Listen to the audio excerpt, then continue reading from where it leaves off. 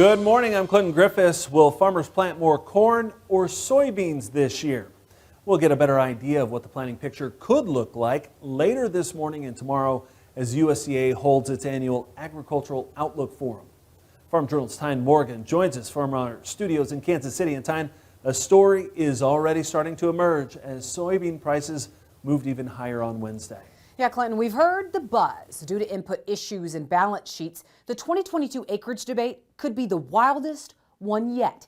And USDA will give us our first taste of where they think planted acres could fall on Thursday during the USDA Ag Outlook Forum. And traders will be watching those acreage numbers closely. And analysts say at this point, the market may be favoring more soybeans this year. As soybean prices continue to soar, grain analyst Trey Cronin thinks the writing is on the wall. Corn, I think, has the acres that it wants at the moment. Soybeans are definitely muscling in a few more acres. Cronin says even with wheat prices seeing some strength, he thinks it's corn and spring wheat losing interest for acres, something with which Christy Von On agrees.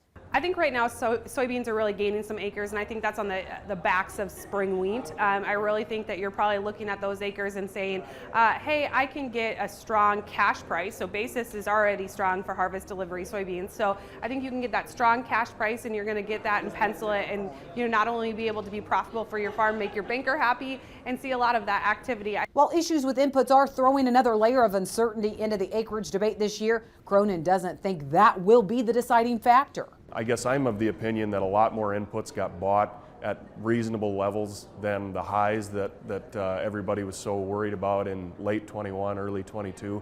So I think that most acreage decisions are more or less set, and that weather is probably going to have the ultimate say in April and May as to the final acreage balance.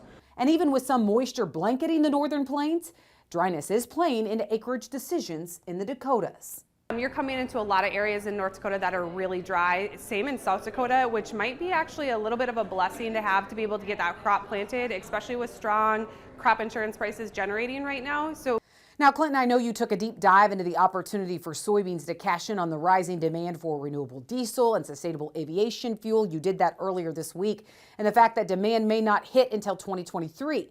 But Clean Fuels Alliance America, formerly known as Biodiesel Board, says there's no way farmers can grow too many soybeans this year, as their members will take every bushel they can get. Clinton? All right, thanks, Tyne, and we'll continue to keep you updated online as USDA releases its forecast starting at 8 a.m. Eastern. Now, we'll have a complete breakdown of the latest information tomorrow morning on Ag Day.